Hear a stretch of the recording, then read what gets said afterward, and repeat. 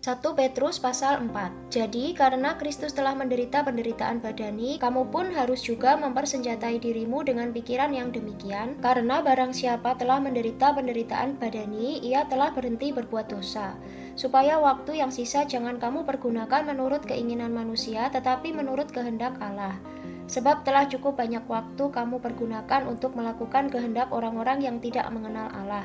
Kamu telah hidup dalam rupa-rupa hawa nafsu, keinginan, kemabukan, pesta pora, perjamuan minum, dan penyembahan berhala yang terlarang. Sebab itu mereka heran bahwa kamu tidak turut mencemplungkan diri bersama-sama mereka di dalam kubangan ketidaksenonohan yang sama, dan mereka memfitnah kamu. Tetapi mereka harus memberi pertanggungan jawab kepada Dia yang telah siap sedia menghakimi orang yang hidup dan yang mati. Itulah sebabnya maka Injil telah diberitakan juga kepada orang-orang mati, supaya mereka sama seperti semua manusia dihakimi secara badani, tetapi oleh Roh dapat hidup menurut kehendak Allah. Hidup orang Kristen. Kesudahan segala sesuatu sudah dekat, karena itu kuasailah dirimu dan jadilah tenang supaya kamu dapat berdoa.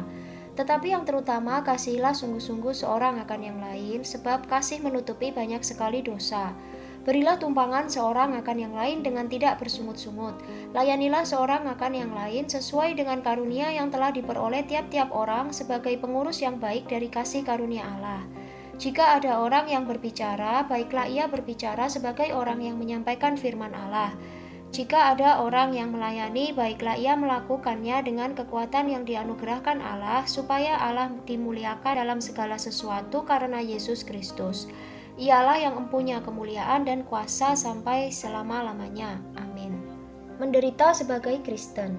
Saudara-saudara yang kekasih, janganlah kamu heran akan nyala api siksaan yang datang kepadamu sebagai ujian, seolah-olah ada sesuatu yang luar biasa terjadi atas kamu.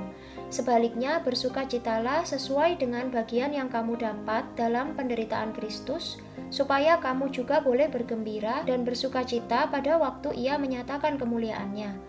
Berbahagialah kamu jika kamu dinista karena nama Kristus, sebab roh kemuliaan yaitu roh Allah ada padamu.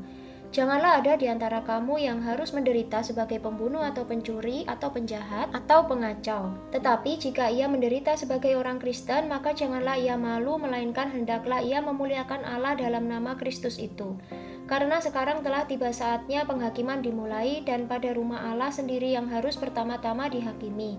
Dan jika penghakiman itu dimulai pada kita, bagaimanakah kesudahannya dengan mereka yang tidak percaya pada Injil Allah? Dan jika orang benar hampir-hampir tidak diselamatkan, apakah yang akan terjadi dengan orang fasik dan orang berdosa?